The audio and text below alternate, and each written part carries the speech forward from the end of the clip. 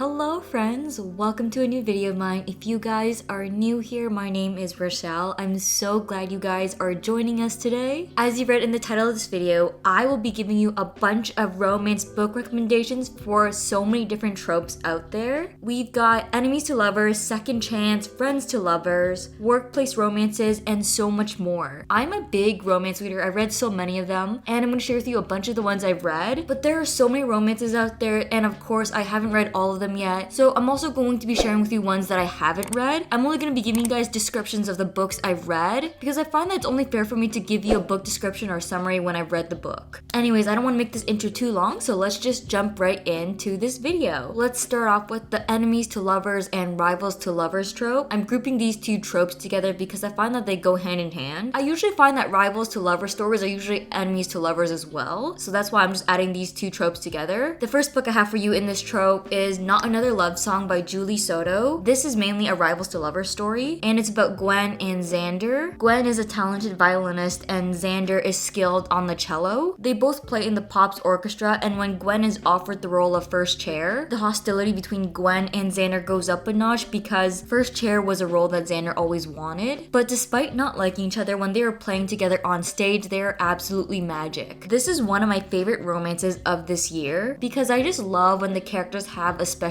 talent, whether that's music, art, or sport. For enemies to lovers, we have Flawless by Elsie Silver. Rhett is a bull rider, so we have a little bit of a sports romance going on here as well. And Summer is a daughter of Rhett's agent, and she also happens to be Rhett's babysitter for the season until he cleans up his bad boy attitude. This book is the first book in a series of 5. I have one more recommendation for you guys in this trope, and that is Vicious by LJ Shen. This is specifically in enemies to lovers, and it's about Vicious and Amelia. They met when they were 17 when Amelia overheard something she shouldn't have, and because of that she constantly got bullied about it until Vicious made her leave town. 10 years later they meet again and an undeniable connection grows. The next trope I have for you guys is Second Chance. The first book I'm recommending you guys is The Second Chance Year. The story follows Sadie, and her life completely falls apart because she loses her boyfriend, her job, and her apartment. So when this fortune teller offers her a wish, she wishes to redo her past year that was so awful. So as Sadie navigates through her second chance year, she sees all the red flags that she missed, and she begins to wonder if she made a mistake wishing to redo her year. This book is perfect to read right now because it's kind of a holiday romance. It's more so a New Year's romance. So if you're interested in reading this book, I would highly recommend you pick it up right now. Then we also have Meet Me at the Lake by Carly Fortune. In their early 20s, Fern and Will spent an unforgettable 24 hours together in Toronto. Their timing was wrong, but the connection was undeniable. Now in their 30s, Fern's life doesn't look at all how she imagined it to be, because instead of living in the city, she's back home running her mother's Muskoka Lakeside Resort. She basically needs a lifeline, and surprisingly it comes in the form of Will. Not only is this a second chance romance, but it also fits into the right person, wrong time trope. Next, we have Love in Other Words by Christina Lauren. In this book, Elliot and Macy were childhood friends and crushes, but nothing more ever happened because of something that happened in their past. In the present day though, Macy is keeping her head down, and she's setting herself in this new routine where she works hard as a pediatrics resident, and she plans her wedding to an older, financially more secure man. But when she suddenly runs into Elliot, her carefully constructed life begins to dissolve. The last book in this trope I have for you guys is 7 Days in June by Tia Williams. This is a book about two authors, Eva and Shane. They meet at this literary event and sparks fly, and it raises the eyebrows of New York's Black literary community. But what no one knows is that 20 years ago, Eva and Shane spent 1 week madly in love before things fell apart. They may be pretending everything is fine now in the present, but they can't deny the chemistry they still have, or the fact that they have been writing to each other in their books ever since. I enjoyed reading this book. The traumas and the struggles felt so real. This is more of a real life romance than a light and fluffy rom-com. Moving on to the fake dating trope, the first one I have for you guys is The Deal by Elle Kennedy. This book is about Hannah and Garrett, and he's a hockey player, so we got a little bit of a sports romance going on here too. So in this story, Hannah is attracted to this one guy, but she needs help to get his attention, so she agrees to tutor Garrett in exchange for a pretend date in hopes to make this guy she's interested in jealous. But when they share this one kiss, they both realize that pretend isn't going to work. The next book is Just for the Summer. This romance is super unique because Justin is cursed, and thanks to a Reddit post, the internet now knows that every girl he goes on a date with finds their soulmate after they break up. But then Emma slides into his DMs with the same problem, so they come up with a plan to date each other and then break up in hopes to cancel each other's curse. It's supposed supposed to be a quick fling, but of course, feelings start to form. The next book I have for you guys is The Unhoneymooners. Olive has always been unlucky in her life. Her sister, on the other hand, has always been the luckiest person in the world. She's about to get married, so Olive is forced to spend the day with her sworn enemy Ethan, because of course he's the best man. But when everybody at the wedding gets food poisoning, the only two people who aren't affected are Olive and Ethan. And it also turns out the honeymoon plans cannot be changed. And of course, because the bride and groom cannot go, Ethan and Olive must pretend that they are a couple so they can go in their place in order for the trip to not be wasted. I actually enjoyed this romance a lot. It's also another one of my favorites. Two books that also fit into this trope that I haven't read yet are Funny Story by Emily Henry and Yours Truly by Abby Jimenez. The next trope I have for you guys is workplace romance. The first book is one of my 5-star reads, and it is Real by Kennedy Ryan. Neva is an understudy on Broadway, and Cannon is a famous film director. One day, Cannon attends a Broadway show, and it happens to be a night when Neva is performing. So that's how he discovers Neva, and seeing how talented she is, he decides to cast her in his latest film. I'm not gonna lie, this book is a thicker one, but it was so good. I was soaking up every single page. The next book is Love Theoretically by Ali Hazelwood. This is another one of my favorite romances. This one is about Elsie, and by day she's a professor at a couple different institutions, and by the other day she offers her services as a fake girlfriend. And honestly, it's a pretty sweet gig until she finds out that her favorite client is the brother of Jack, and he's the experimental physicist that sits on the hiring committee at MIT, right between Elsie and her dream job. The last book I have in this trope for you guys is The Hating Game. This one is about Lucy and Joshua, and they hate each other, so we get a little bit of enemies to lovers here. They are up for the same promotion, so we get a little bit of rivals to lovers here as well. But as they both work hard to compete for the same job, they realize they don't actually hate each other as much as they thought. Moving on to the next trope, we have friends to lovers. The first recommendation I have for you guys is Addicted to You. In this story, we have Lily, who's addicted to sex, and then we have Lauren, who's addicted to booze. For 3 years, they pretend to be a couple, so we get a little bit of fake dating going on here. But they pretend to date to hide their addiction from their families. But as they work through their addictions together, they wonder if life together for real is better than a lie. Another book that fits into this trope is People We Meet on Vacation. Poppy and Alex are complete opposites, but somehow they still remain friends. Every summer for a decade, they spend 1 week on vacation together, until 2 years ago where they ruined everything and they haven't spoken since. But Poppy wishes to patch things up with Alex, so they decide to take one last trip together, hoping that they can fix everything up in that 1 week. And the last book I have for you guys in this trope is again Love in Other Words. Moving on to the forbidden love trope, we have A Touch of Darkness. This one is about Persephone and Hades. After a chance encounter, Persephone finds herself in a contract with Hades. But as Persephone works towards fulfilling her contract, her love for Hades grows, and it's forbidden because Persephone's mom doesn't want her anywhere near Hades. Next, we have Birthday Girl, and the story follows Jordan, who's 19 years old, and then we also have Pike, who's 38. It's a big age gap, but they know each other because Jordan is currently dating Pike's son. After a certain situation in Jordan's life, she moved in with her boyfriend, so now Pike and Jordan share the same roof. But as they live together in the same house, their attraction for each other slowly grows. The last book I have for you guys in this category is Scarred. This one is about Tristan, and he has never been destined to be king. It was always their brother, so when their father passes, Tristan is set to steal the crown. Meanwhile, Sarah has one plan, and that is to kill the king and end his family line. But of course, somehow along the way, the lines between hatred and passion blur between Sarah and Tristan. The next trope is sports romances, and there are a lot of books that fit into this trope. So I'm going to suggest a few to you guys, but I'm not going to explain any of them in detail because I think if I did, we would be here literally the whole day. So let's first start with hockey romances. We of course have The Deal by Elle Kennedy, and she also has a spin-off series that's also a hockey romance. Then we have Behind the Net. We also have Pucking Around and Icebreaker, which is actually a combination of both hockey and figure skating. Moving on to figure skating though, we have From Lukov with Love. And then for rugby, we have Binding 13. For football, we have The Wall of Winnipeg and Me. And then for gymnastics, we have Head Over Heels. Let's move on to forced proximity, and the first book I have for you guys in this category is Beach Read. Gus is a literary fiction author, and January is a romance author. They are complete opposites, and the only thing they have in common is the fact that they live in neighboring beach houses, and they are also both stuck with writer's block, so they strike a deal where they swap genres when they're writing their next book. In this category, we also have The Paradise Problem. In college, Anna and Liam get married in order for them to get subsidized family housing, and when they graduated, Anna thought thought they got a divorce, but it turns out it never went through. So when Liam's grandfather passes, he finds out he won't get a penny of his inheritance until he's happily married for 5 years. So of course, Liam is forced to go back to Anna and pretend that they have been a happily married couple on his next family trip. The last book I have for you guys that fits into this category is again The Wall of Winnipeg and Me. Moving on to the last trope I have for you guys in this video is Grumpy X Sunshine, and the first book I have for you guys is The Love Hypothesis. Olive is a third-year PhD candidate and she doesn't believe in long-lasting romantic relationships, but to convince her best friend that she's in a happy relationship, she kisses the first man she sees, and that happens to be Adam, and he's a young hotshot professor and a well-known ass, and for some reason Adam decides that he will help Olive keep up the charade. This book also fits into the workplace romance, and I absolutely adored this couple. They are absolutely perfect together. For this trope, there's 2 other books I have for you guys, but I haven't read them yet, and that is All Roads Lead Here and It Happened One Summer. That is all I have for you guys in this video though. I hope you guys enjoyed it. If you guys were looking for a romance to read, I hope this video was helpful for you guys. If you have read any of these books and you want to share with me your thoughts on them, I would love to hear what you guys think. Definitely comment down below. And with that, I will see you guys in my next video. Bye! Pull the key out the ignition. Run your mouth but I never listen.